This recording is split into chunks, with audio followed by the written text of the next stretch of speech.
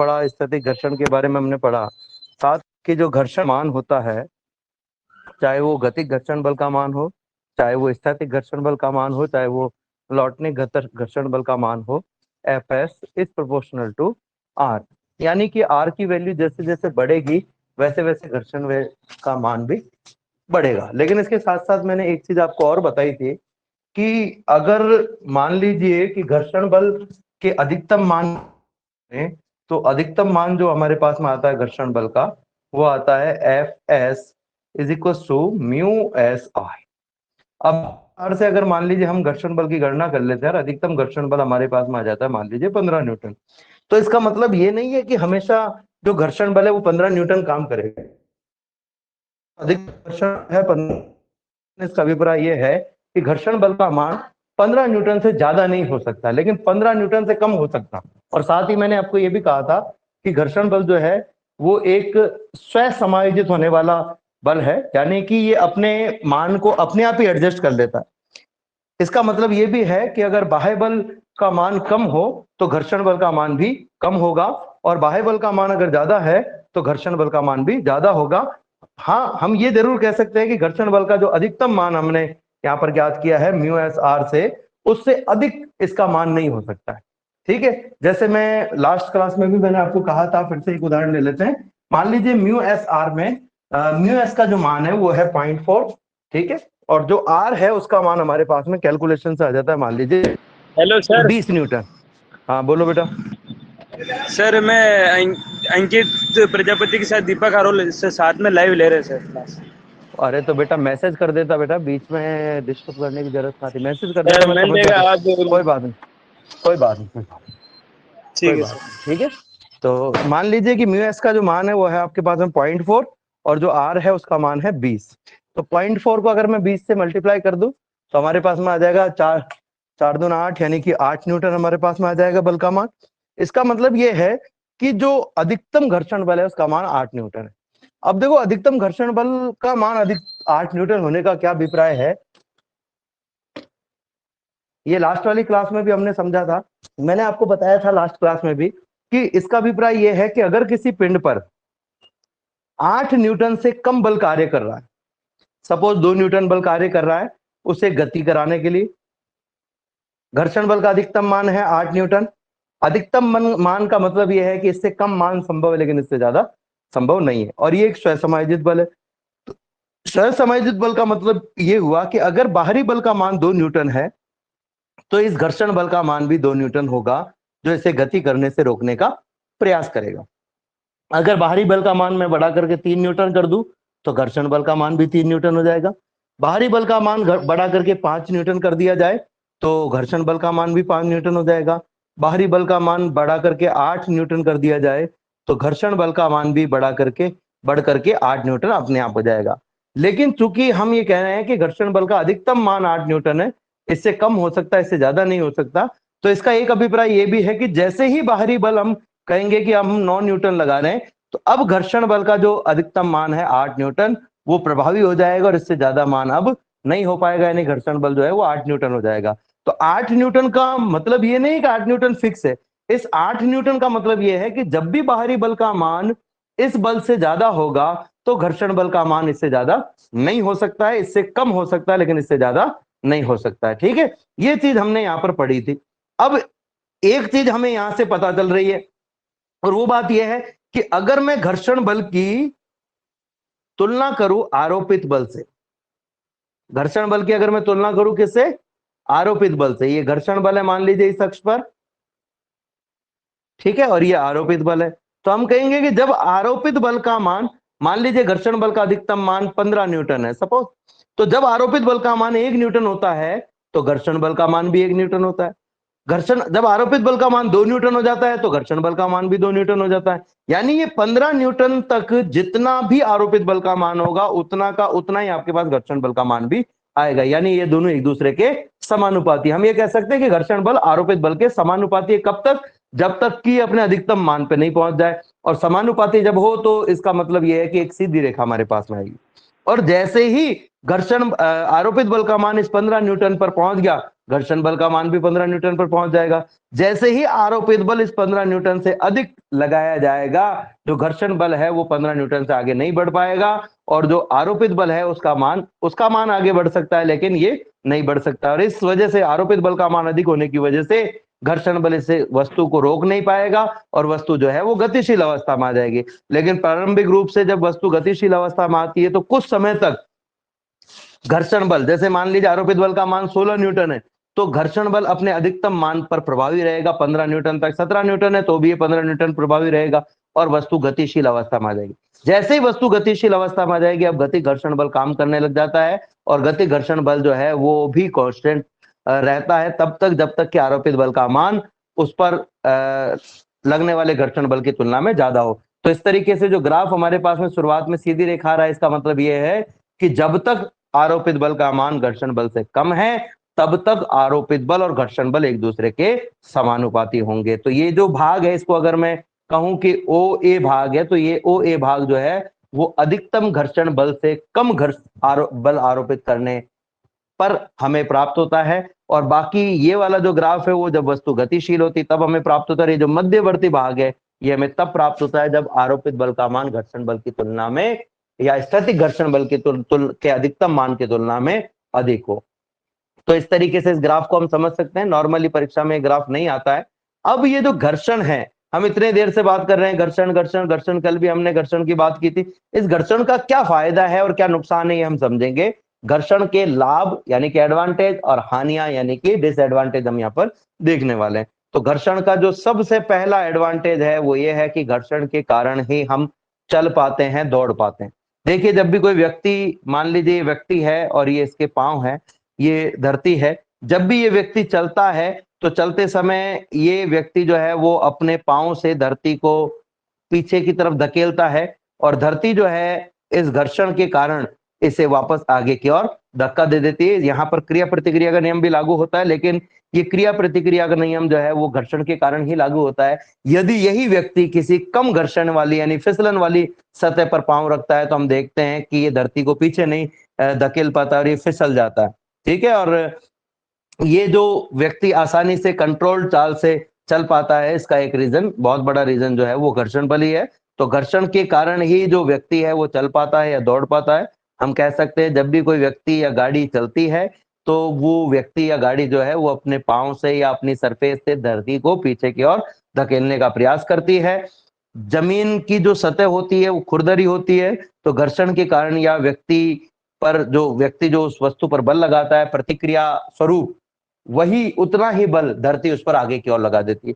अब सोचो कि घर्षण नहीं होता, घर्षण नहीं होता तो क्या होता, ये व्यक्ति अपने पांवों से जमीन को पीछे की ओर धकेलने का प्रयास तो करता, लेकिन उसके पांव जो है वो इस धरती पर स्लिप हो जाते।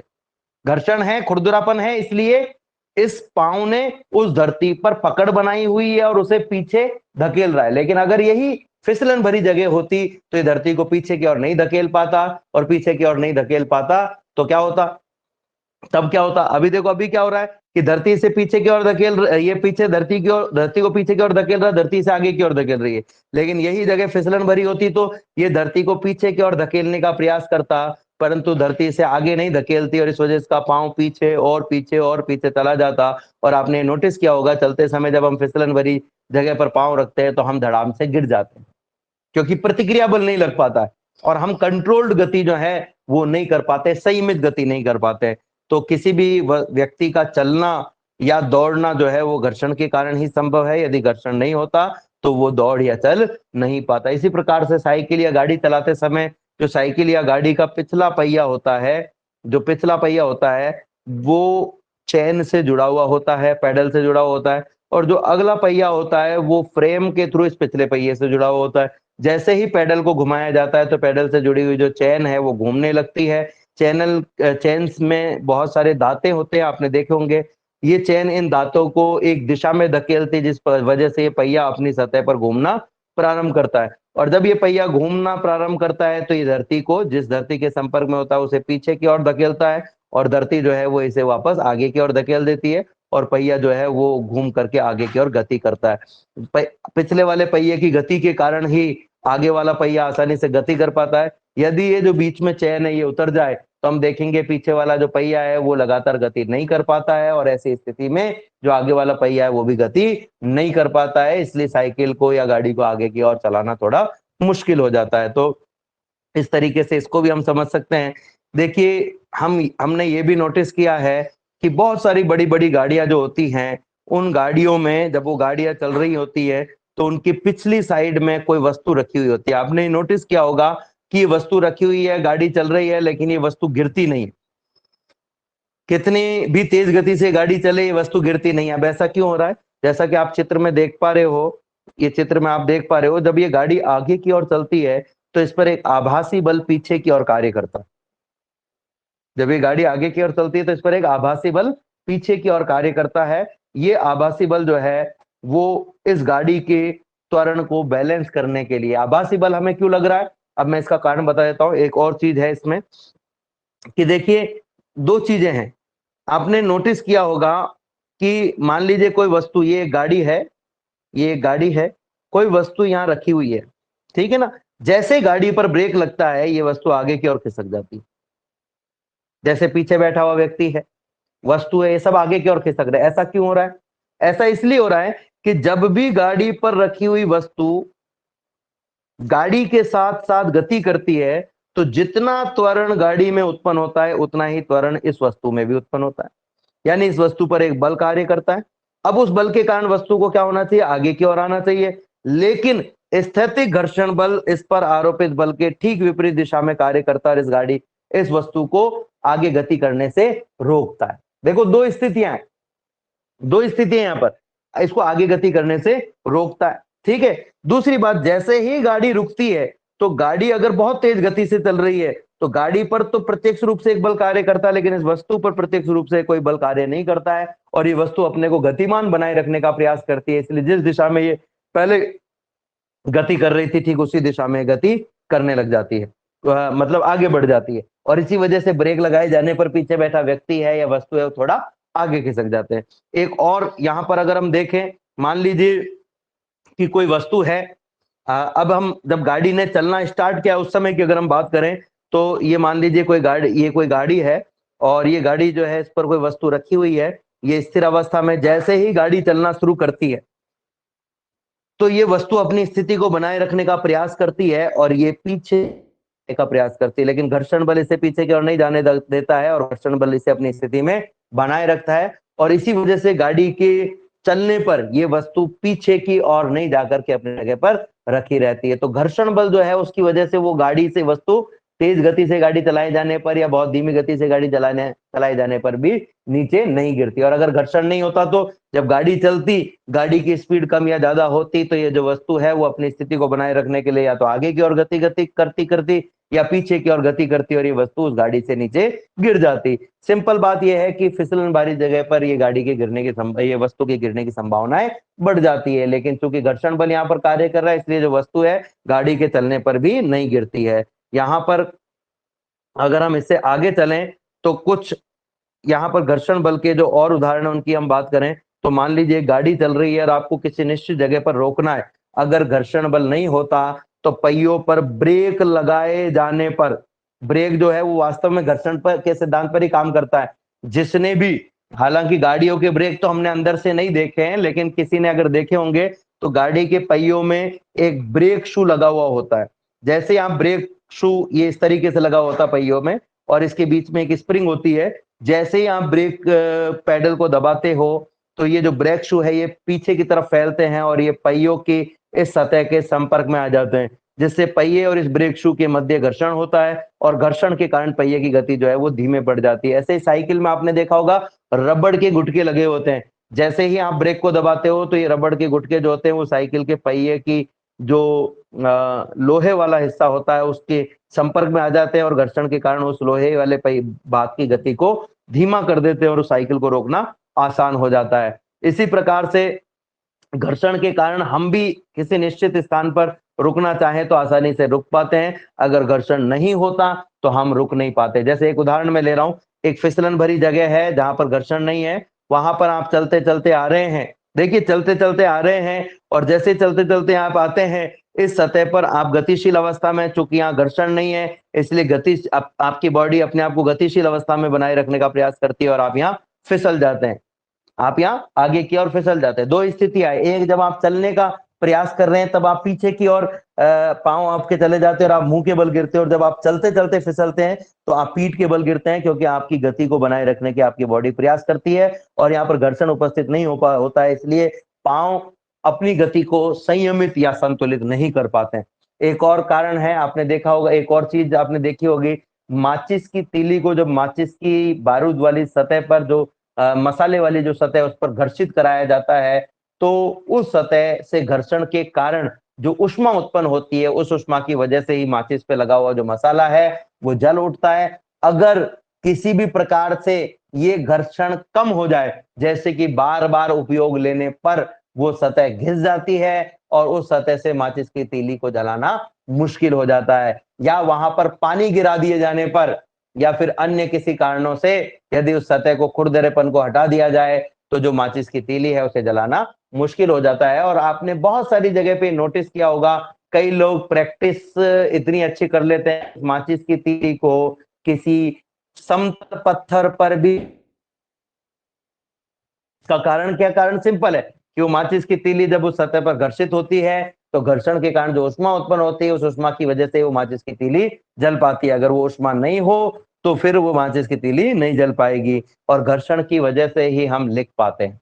अगर घर्षण नहीं होता तो आपके पेन, आपका जो पेन होता है उसकी जो निब होती है, ये आगे इस तरह की जो निब होती है, इस निब में एक गोली छुपी हुई होती है, आप उसको ध्यान से देखोगे तो ये गोली छिपी हुई होती है। जब आप इसे कागज पर लिखते हैं तो ये जो गोली है वो घूमने लगती है, और इसके पीछे की तरफ जो शाही होती है वो इस गोली पर चिपक जाती है, और जैसे ही गोली घूमती है ये शाही भी इस गोली की सतह पर घूम करके आगे आ जाती है। और जो कागज है उस कागज और शाही के मध्य का जो आकर्षण बल है वो अधिक होता है, इसलिए शाही उस कागज से चिपक जाती है और लगातार लिखने पर वो गोली लगातार घूमती रहती है। आपने ये भी नोटिस किया होगा कि जब आपका जो पेन होता है वो इस निब के सहारे नीचे की ओर गिर जाता है, तब ये गोली तब आपका जो पेन है वो अटक अटक कर चलता है, आप उसे लगातार नहीं लिख पाते। इसका कारण क्या है, जब ये पेन निब के सहारे गिरता है तो ये जो गोली होती है वो थोड़ी सी अंदर की तरफ धंस जाती है और इसके घूमने की जो प्रवृत्ति है वो कम हो जाती है, और घूमने की प्रवृत्ति कम हो जाने की वजह से शाही को आगे घुमा करके, जो पीछे की तरफ जो शाही थी जो इससे चिपक करके इस गोली के घूमने पर शाही भी गोली के साथ साथ आगे आ रही थी, वो आगे नहीं आ पाती है, और इस वजह से जब शाही आगे आ जाती तो आप लिख पाते हो, जब नहीं आ पाती तो आप नहीं लिख पाते हो, इसलिए पेन अटक अटक करके चलता है। तो ये आपने नोटिस किया होगा। ये घर्षण के एडवांटेज, या हम कहें कि कुछ नाम मात्र, सारे उदाहरण तो नहीं है लेकिन कुछ उदाहरण है जो हम ये समझ सकते हैं कि घर्षण से हमें इस प्रकार के लाभ हैं। अभिषेक पारासर अपना भाई माइक इसके लिए ऑफ मैं कर लो। किसके बहुत लगानी पड़ रही है यार। मैं लेके आया मैं क्या ना, जब प्रेजेंट टाइम पे बंद हो जाए ना तब लेके आना। ठीक है, मैंने कहा ऐसे होता है, इतनी कीको मार मार के तो ला रहा हूँ मैं, और कह रहे हो देख कि ऑयल ना, मैंने कहा ऑयल अभी डाला है और डालो, देख हाँ मैं भूल गया। वाह भाई, इसकी बात सुन लो, बाद में अपन अपनी पढ़ाई कर लेंगे, अभिषेक से फिर बात करेंगे बाद में। घर्षण की हानियों के बारे में पढ़ें तो हानियां क्या है, जब भी दो पृष्ठों के मध्य घर्षण बल कार्य करता है तो घर्षण के विरुद्ध हमें अतिरिक्त कार्य करना पड़ता है। अब देखो, दो चीजों के मध्य जब घर्षण होगा तो क्या होगा, जैसे मान लो ये एक सतह है और ये दूसरी सतह यानी पहिया है, इन दोनों के मध्य घर्षण होगा तो घर्षण इस पहिए की गति को बाधित करेगा, और इस वजह से इस पहिए को तेजी से घुमाने के लिए, गाड़ी को तेजी से चलाने के लिए, आपको तेजी से गति करने के लिए, मशीनों में जो पिस्टन है या अन्य यंत्र है उनको तेजी से गति कराने के लिए आपको अतिरिक्त ऊर्जा और कार्य खर्च करना पड़ेगा। इससे मशीनों की दक्षता तो कम होती है और घर्षण के कारण ये जो पुर्जे हैं ये भी टूटने लगते हैं, इन पुर्जों में भी टूट फूट होती है, तो ये भी हमारा एक नुकसान है। जब पृष्ठों के मध्य घर्षण होता है तो ऊष्मा उत्पन्न होती है, ऊष्मा उत्पन्न होने की वजह से भी कई सारे जो यंत्र है, संयंत्र है, वो खराब हो जाते हैं। जैसे आपने देखा होगा कि लगातार काम में लिए जाने पर ब्रेक शू जो है वो घिस जाते हैं, तो घर्षण के कारण ऊष्मा के कारण ही वो घिस जाते हैं। ऐसा बहुत सारी जगह पर आपने ये नोटिस किया होगा तो घर्षण के कुछ हानियां भी हैं, कुछ फायदे भी हैं, लेकिन जहां फायदे ज्यादा हैं वहां घर्षण को बढ़ाने का प्रयास किया जाता है, और जहां पर फायदे कम है वहां घर्षण को कम करने का प्रयास किया जाता है। जैसे मशीन के अंदर जब कल पुर्जे गति करते हैं और वो घर्षण करते हैं तो कल पुर्जे गर्म हो जाते हैं, उनकी जो सील पैकिंग है वो खराब हो जाती है, नंबर 1 बात। वो कल पुर्जे टूटने लगते हैं, नंबर 2 बात। मशीन की दक्षता में कमी आ जाती है, मशीन को कार्य कराने के लिए अतिरिक्त ऊर्जा खर्च करनी पड़ती है, नंबर 3 बात। इसलिए पुर्जों के अंदर जो घर्षण है उसे कम करने का प्रयास किया जाता है। अब उसे कम कैसे किया जाए, तो घर्षण को कम करने की कुछ विशिष्ट विधियां हैं, जिनमें सबसे पहली विधि है स्नेहक के द्वारा। स्नेहक के द्वारा, स्नेहक जिसको हम मोबिल ऑयल के नाम से भी जानते हैं, जिसको आप ग्रीस के नाम से भी जानते हो, है ना। एक्चुअल में वो ग्रीस नहीं है, ग्रेस है। देखिए क्या होता है, पुर्जे जो होते हैं या सतह जो होती है कोई भी, हमने पहले भी ये पढ़ा था, पहले भी ये समझा था कि कोई भी सतह समतल नहीं हो सकती है, वो सतह हमेशा ही खुरदरी सतह होती है। अब उसमें खुरदरापन अगर ज्यादा है तो वो हमें दिखाई देता है, और कम है तो वो हमें दिखाई नहीं देता है। इसी प्रकार से जो दूसरी वस्तु, जो वस्तु इसके ऊपर रखी हुई होती है उसमें भी खुरदरापन होता है। इन दोनों वस्तुओं यानी वस्तु और सतह के खुरदनेपन एक दूसरे के भाग में छुप जाते हैं, या हम ये कहें कि जैसे वस्तु का उठा हुआ भाग जो सतह का धसा हुआ भाग है उसमें फिट हो जाता है। इस प्रक्रिया को कहते हैं आंतरिक तालाबंदी हो जाना, और इस वजह से वस्तु को गति करने में आगे दिक्कत आती है। जैसे ये वस्तु का ये वाला भाग है, ये वाला भाग अगर ये वाला भाग थोड़ा उठा हुआ भाग होता और सतह का ये वाला भाग धसा हुआ भाग होता तो इसके अंदर फिट हो जाता। जैसे आपने एक चीज नोटिस की होगी, कभी कभी गाड़ी जब चलती है तो गड्ढे में जब पहिया चला जाता है तो पहिए का ये भाग तो उठा हुआ भाग है, और धरती का ये वाला भाग कैसा है, धसा हुआ भाग है। तो ये जो उठा हुआ भाग और धसा हुआ भाग है इनमें आंतरिक तालाबंदी हो जाती है, और इस वजह से पहिया फिर आगे नहीं बढ़ पाता है, और इसे बढ़ाने के लिए फिर हमें क्या करना पड़ता है, या तो क्रेन मंगवानी पड़ती है या कुछ दूसरे उपाय करने पड़ते हैं। तो ठीक इसी प्रकार से यहाँ पर भी क्या हो रहा है, वस्तु के जो उठे हुए भाग हैं या धसे हुए भाग हैं वो सतह के उठे और धसे हुए भागों में फिट हो जाते हैं, इसे आंतरिक तालाबंदी होना कहते हैं। अगर इस पर स्नेहक यानी तेल का उपयोग या स्नेहक पेस्ट जिसे ग्रेस आप कहते हो का उपयोग किया जाए तो ये जो खुरदरे भाग हैं ये भर जाते हैं और वस्तु दूसरी वस्तु के ऊपर आसानी से फिसलने लगती है। इससे घर्षण कम किया जा सकता है, नंबर 1 बात। दूसरी बात, कल पुर्जों में 2 सतहों के मध्य छोटी छोटी बॉल्स, 2 रिंग के बीच में, 2 रिंग्स के बीच में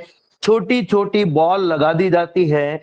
इस प्रक्रिया में जो छोटी बॉल होती है, हम सब जानते हैं बॉल एक गोल आकार की वस्तु होती है, और जो गोला होता है जब भी वो किसी चीज के संपर्क में आता है तो उसका न्यूनतम क्षेत्रफल ही उस वस्तु के संपर्क में आ पाता है, इसलिए घर्षण का मान कम हो जाता है। ये जो विधा है इसको हम कहते हैं ball by ring, ball by ring या बॉल बियरिंग्स। बॉल बियरिंग्स ये जो शब्द है ये 3 शब्दों से मिलकर के बना हुआ है, बॉल बाय रिंग। मतलब बाई का मतलब 2 है, रिंग का मतलब 2 रिंग, यानी 2 वृत्ताकार सतहों के मध्य बॉल, 2 वृत्ताकार सतहों के मध्य बॉल लगा करके और इस प्रक्रिया को अपनाया जाता है। अब जैसे मान लीजिए मुझे जिस सतह को गति करानी है 2 सतह को गति करानी है एक दूसरे के सापेक्ष, तो ये जो अंदर वाला भाग है इसमें एक रॉड फिट कर दी जाती है और ऊपर वाले भाग को सतह के संपर्क में रख दिया जाता है जिसके मध्य में गति करानी है। तो जब हमें गति करानी होती है जो अंदर की बॉलें होती है वो लगातार घूमने लगती है, और इन बॉल्स की जो गति होती है वो गति एक तरीके से हम ये कह सकते हैं कि लोटनिक गति के समान होती है, क्योंकि बॉल अंदर की तरफ घूम रही है अपनी सतह पर, इसका न्यूनतम क्षेत्रफल ही संपर्क में आ रहा है, इसलिए घर्षण का मान कम हो जाता है। इसके घर्षण को कम करने के लिए इसके बीच में स्नेहक या ग्रीस भी डाल दी जाती है। किसी ने साइकिल देखी है? साइकिल, साइकिल सभी ने देखी होगी मेरे हिसाब से। बच्चों साइकिल की जो रिंग आपने देखी होगी, साइकिल की जो रिंग आपने देखी होगी, उस रिंग में क्या होता है, ये साइकिल की रिंग है, इस साइकिल के रिंग के बीच में एक छोटी सी रॉड लगी हुई होती है, जिस रॉड से बहुत सारी तानियां जो होती है, तार जो होते हैं इस साइकिल के पहिए में इस प्रकार से जुड़े हुए होते हैं। लेकिन ये जो रिंग होती है, ये जो बीच वाला हिस्सा होता है, ये वास्तव में ऐसा एक खोखला पाइप होता है, और इस खोखले पाइप के अंदर आपने देखा होगा एक छोटी सी रॉड लगी होती है जो साइकिल के जो फ्रेम होता है उस फ्रेम में कसी हुई होती है। और ये जो बीच वाली रॉड है इसके दोनों तरफ यहां पर इस तरीके से छोटी छोटी छोटी छोटी गोलियों को फंसा दिया जाता है। किसी ने नोटिस किया होगा? हाँ सर। छर्रे जिनको आप कहते हाँ सर। हो, छर्रे जिनको आप जी कहते सर, जी हो, सर। तो क्या होता है, ये जो रॉड है बीच वाली, ये तो फ्रेम में कस जाती है और फ्रेम में कसने के कारण ये तो गति नहीं कर पाती है। अब जैसे ही साइकिल का पहिया घूमता है तो ये जो बाहर वाला बेलन है ये घूमने लगता है। बाहर वाले बेलन के साथ साथ ये जो गोलियां इनके बीच में लगाई गई है, गोलियां भी घूमने लगती है। क्योंकि गोलियों का न्यूनतम क्षेत्रफल ही इस रॉड के संपर्क में आता है, इसलिए घर्षण का मान कम हो जाता है और ये गोलियों के तेजी से घूमने के कारण बाहरी सतह तेजी से घूम पाती है और बाहरी सतह तेजी से घूम पाती है तो इससे जुड़ी हुई जो ताड़ियां हैं वो इस पहिए को बहुत तेजी से घुमाने का प्रयास करती है और हमारी जो साइकिल है वो आसानी से गति करती है। आपने नोटिस किया होगा जब इन गोलियों के घूमने में रुकावट उत्पन्न होती है, यानी किसी प्रकार का कचरा फंस जाए, कोई धागा फंस जाए, या मान लीजिए इनके अंदर जो स्नेहक यानी कि ग्रीस काम में ली गई थी वो खराब हो जाए, ठोस रूप ले ले, तो हम क्या करते हैं, साइकिल में ऑयल डलवाते हैं। क्या हम कहते हैं भाई साइकिल में, गाड़ी में ऑयल डाल दो, जिससे ये जो छर्रे हैं इनके ऊपर की जो गंदगी है वो साफ हो जाए, इनके आसपास की गंदगी साफ हो जा रही है, आसानी से घूम सके। तो ये जो विधा है, इस विधा से भी घर्षण को कम किया जा सकता है। तो हमने घर्षण के लाभ हानि देखे, घर्षण को कैसे कम किया जा सकता है, कैसे बढ़ाया जा सकता है, ये भी हमने देखा। जब हमें मशीनों में घर्षण कम करने की आवश्यकता थी तो हमने स्नेहक का को यूज में लिया, हमने स्नेहक के साथ में बॉल बियरिंग विधि काम में ली। स्नेहक किसको कह रहे हैं हम, जो ऑयल हम डालते हैं गाड़ियों में या ग्रीस जो लगाते हैं उसे हम स्नेहक कहते हैं। ठीक है, अब हम नया टॉपिक पढ़ेंगे यहाँ पर, घर्षण कोण।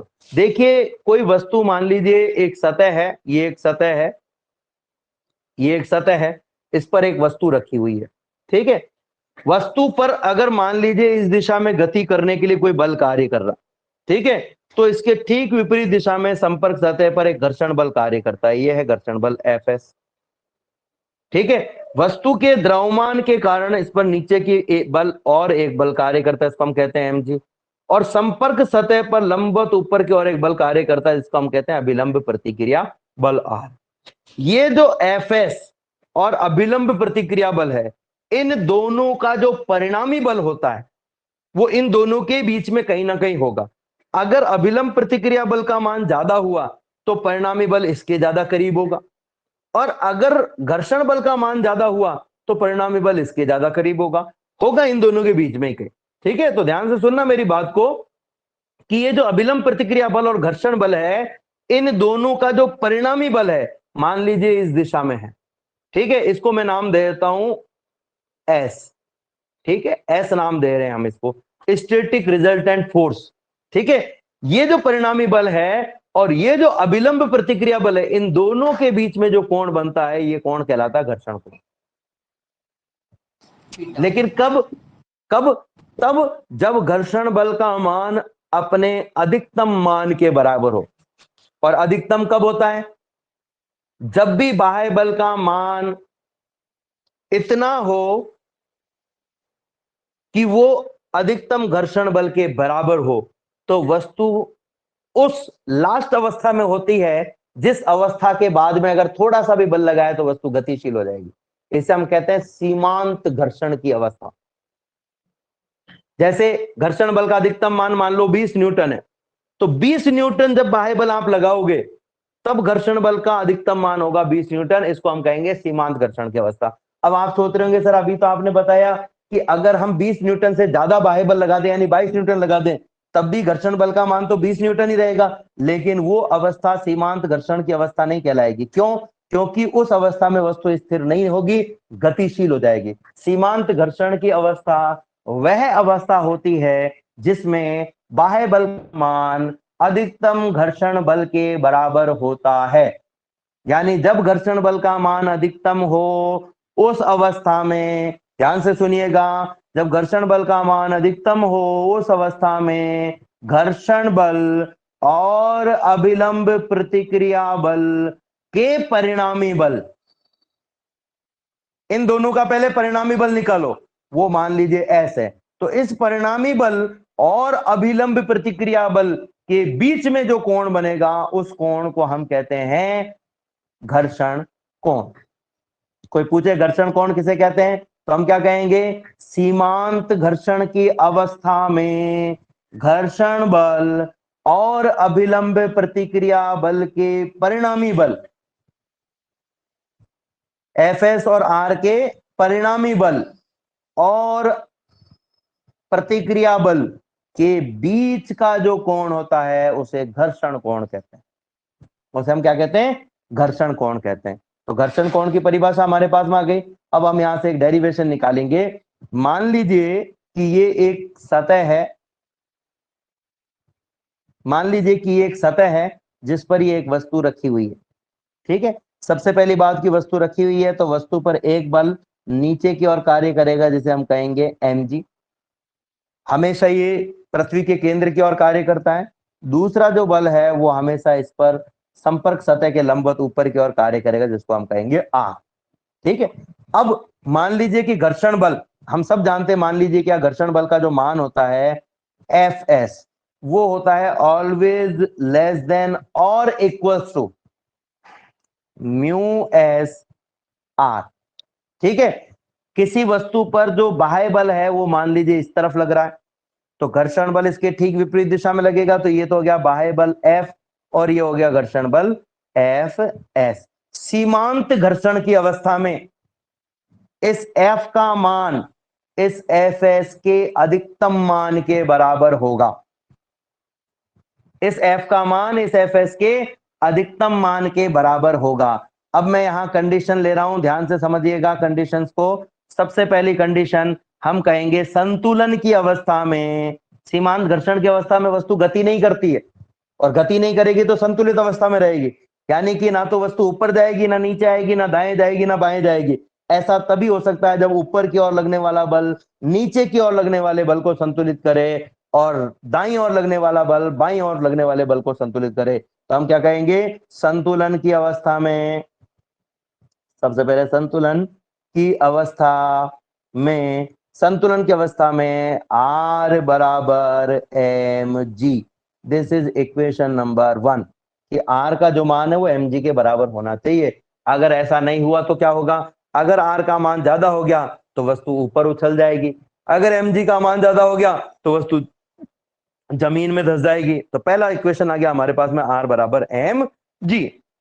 दूसरे इक्वेशन की हम बात करें तो हमें पता है कि Fs is always less than or equals to mu s r, always less than or equals to mu s r। लेकिन हमने अभी अभी देखा कि सीमांत घर्षण की अवस्था में हम क्या कह रहे हैं, सीमांत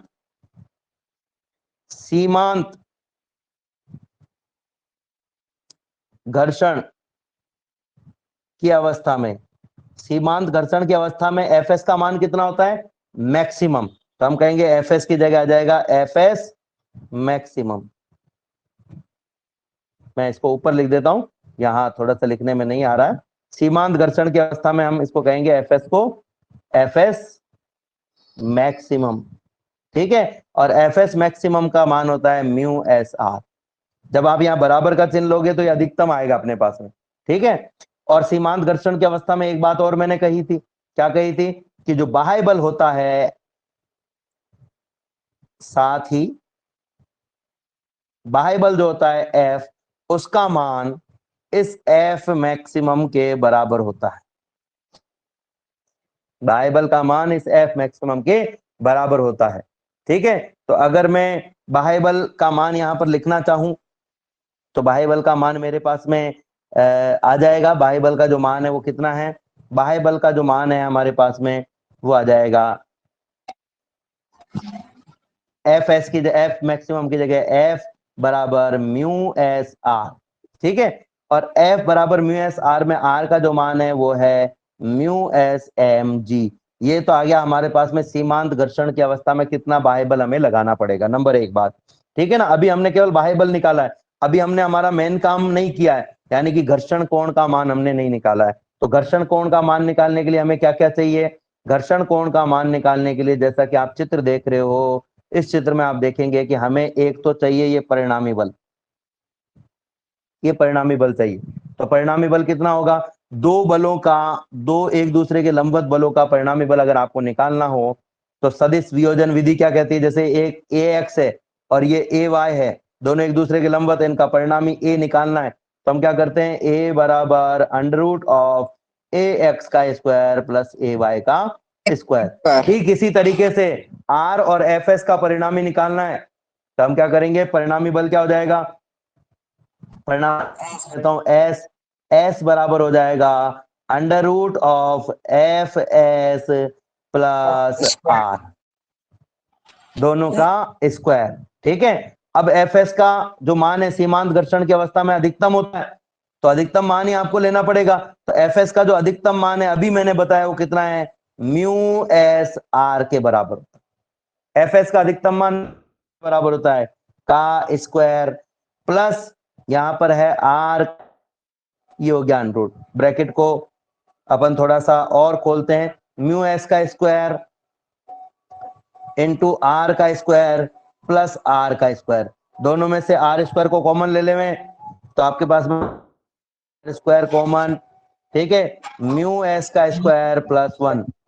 ठीक है, ये जो आर स्क्वायर है इसको बाहर ले लेते हैं, तो ये बाहर आ गया, बाहर आते स्क्वायर से स्क्वायर है और अंडर रूट में से बाहर आएगा तो ओनली आर रह जाएगा, तो म्यू एस का स्क्वायर प्लस 1। अब इस आर का मान कितना है? तो ये भी अभी अभी हमने निकाला था, एम जी के बराबर है। ये भी हमने निकाला था, किसके बराबर? एम जी के बराबर है। तो ये हो जाएगा हमारे पास में जो एस है यानी परिणामी बल है उसका मान हो जाएगा M G into mu S का स्क्वायर प्लस 1। ठीक है, ये तो हो गया दोनों का परिणामी बल। अब हमें घर्षण कोण निकालना है, तो वापस से मैं पिछले चित्र पर चलता हूं। आप इस चित्र को ध्यान से देखेंगे तो देखो हमने कहा कि ये तो हो गया घर्षण बल, मान लो इस तरफ, ये हो गया अभिलंब प्रतिक्रिया बल इस तरफ, इन दोनों का जो परिणामी बल है वो है इस तरफ।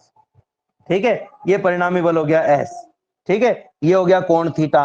अगर मैं यहां से एक रेखा खींच दूं इसके लंबवत, एफ एस के लंबवत, सॉरी समानांतर, तो जितना एफ एस होगा उतना ही होगा क्योंकि दोनों समानांतर एक दूसरे के, तो ये हो गया एफ एस। ठीक है, अब आप ध्यान से देखोगे तो जो थीटा है इसके सामने वाली भुजा तो हो गई लंब, ये हो गया आधार और ये हो गया कर्ण। हम सब जानते हैं टेन थीटा बराबर होता है लंब बटा आधार। फिर से समझ लो, ये एफ एस है, ये आर है। ठीक है, और ये इन दोनों का परिणामी है। एफ एस के समानांतर हम रेखा खींचें, ये खींच दी, तो ये भी एफ एस के बराबर ही होगी क्योंकि ये इसी का परिणामी है। इसलिए समांतर चतुर्भुज विधि में हमने देखा था ये सदिश ए है, ये सदिश बी है, तो इनका जो परिणामी है वो हम कैसे निकालते थे? ए के समानांतर एक रेखा खींचते थे, बी के समानांतर एक रेखा, और जो विकर्ण रेखा मिलती थी वो इसका परिणामी होता था। तो यहां पर भी हम कुछ ऐसा ही कर रहे हैं, इन दोनों का परिणामी निकालना है, बीच में हमने एक रेखा खींच दी, एफ एस के समानांतर जो रेखा है वो एफ एस के बराबर होगी, तो टेन थीटा बराबर हो गया लंब बटा आधार। अब अगर मुझे इस टेन थीटा का मान निकालना है तो लंब का मान रखना पड़ेगा, लंब का मान है एफ एस और आधार का मान है आर। ठीक है, अब चूंकि सीमांत घर्षण की अवस्था है तो सीमांत घर्षण की अवस्था में एफ एस का मान कितना होता है? यहां पे आप लिख सकते हो